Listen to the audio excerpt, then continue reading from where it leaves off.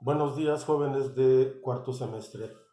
Esta es su clase de estructuras socioeconómicas de México. El tema que hemos estado tratando últimamente es acerca de la educación, la estructura social llamada educación. Creo que es la más importante de todas. Hoy hablaremos acerca de una especie de análisis que haremos rápidamente de las condiciones del sistema educativo de nuestro país y además cómo se eh, comunican, interrelacionan la economía y la educación. Ok, el proceso educativo se ve frenado en parte ya que los estados o el gobierno, como quieran llamarle, destina recursos para satisfacer también otras necesidades de la sociedad. Esto va a tener como consecuencia que la inversión en la educación sea siempre limitada. Y obviamente la población siempre se va a incrementar y de una manera continua también va a demandar más maestros, más escuelas y más grados de educación. Por lo tanto, haremos un pequeño examen de la situación que revela nuestro sistema de enseñanza. En primer lugar, inciso A, hablaremos de la limitación de recursos para satisfacer la demanda en todos los niveles, es decir, preescolar, primaria, secundaria, preparatoria, universitarios. Entonces estamos hablando de que casi el 90% de los gastos de enseñanza van a ser costeados o financiados por el Estado. Y recuerden que el Estado pues siempre tiene limitantes de ingresos y una dificultad para ampliar los centros educativos. Mientras que el sector educativo privado va a financiar únicamente el 10% en el sector de la educación. Es decir, ustedes están recibiendo educación de manera privada, de un sector privado que tuvo que construir pues un inmueble, tuvo que contratar profesores, tuvo que capacitarlos para que obviamente los alumnos, en este caso ustedes, reciban una educación, digamos, privilegiada. No quiero decir que la pública no lo sea, pero existen tristemente algunas diferencias. Entonces, el gobierno invierte el 90% en el sector educativo. Estoy hablando de todos los sectores o grados. Inciso B, y este es problema de ustedes. Existe un alto, muy alto índice de deserción y reprobación. Algunos alumnos se inscriben, y no estoy hablando nada más de primaria, este fenómeno se da principalmente a partir de secundaria, preparatoria y se va a incrementar tristemente a nivel universitario, en donde los alumnos pues van a desertar.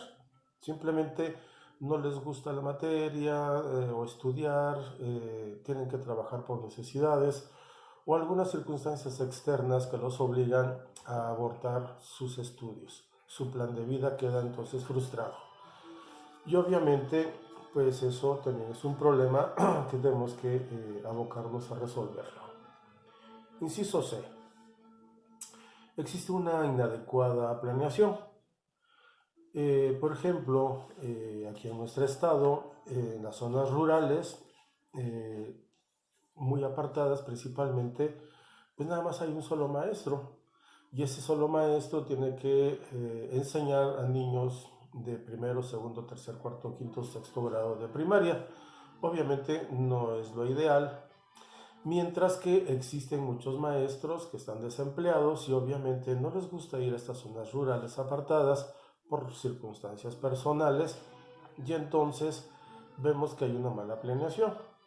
Entonces existen escuelas sin maestros y existen maestros sin escuelas, por las razones que hemos ejemplificado.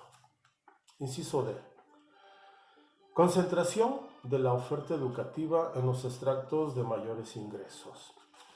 Esto obviamente las personas que tienen mayores posibilidades económicas pues van a apoyar a sus hijos para que se inscriban o para que estudien en escuelas privadas, en universidades de prestigio, mientras que aquellas personas que teniendo capacidad o aptitudes de ser buenos estudiantes, pues se ven relegados o limitados precisamente a las universidades de carácter público.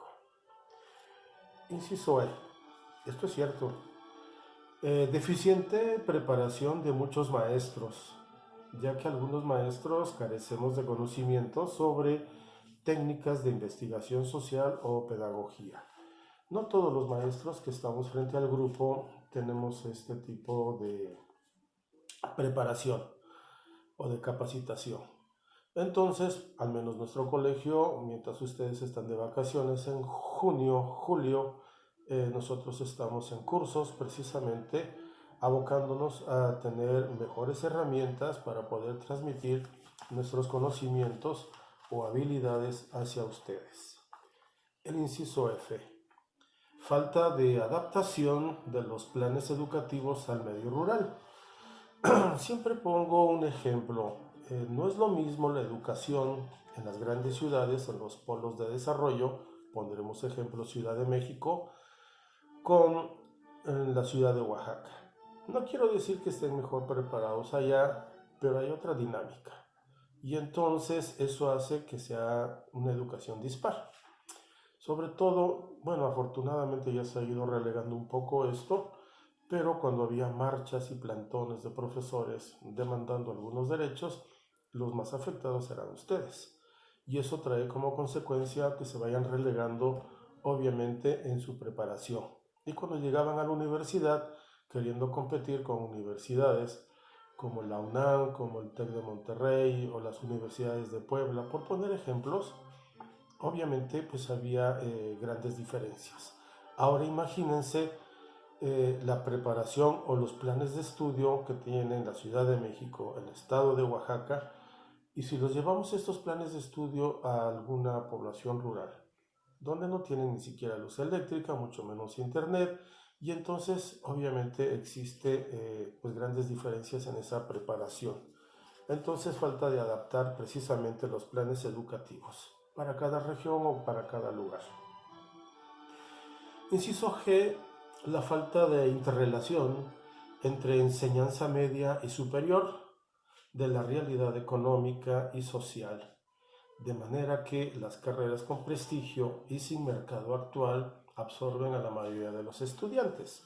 Esto se refiere precisamente a que en la preparatoria se les debería de preparar, como es la palabra, para que ustedes ya hubieran decidido que van a estudiar en la universidad, de tal manera que los que van a ir a la ingeniería o van a ir a medicina o a cualquier carrera que sea de derecho, por ejemplo, o filosofía, se abocaran precisamente a prepararse en ello. Sin embargo, vemos que existe esta falta de interrelación. Pondré un ejemplo. Aquí en el Tecnológico de Oaxaca, que por cierto tiene prestigio, existen muchas carreras y entre una de ellas está la de ingeniería industrial.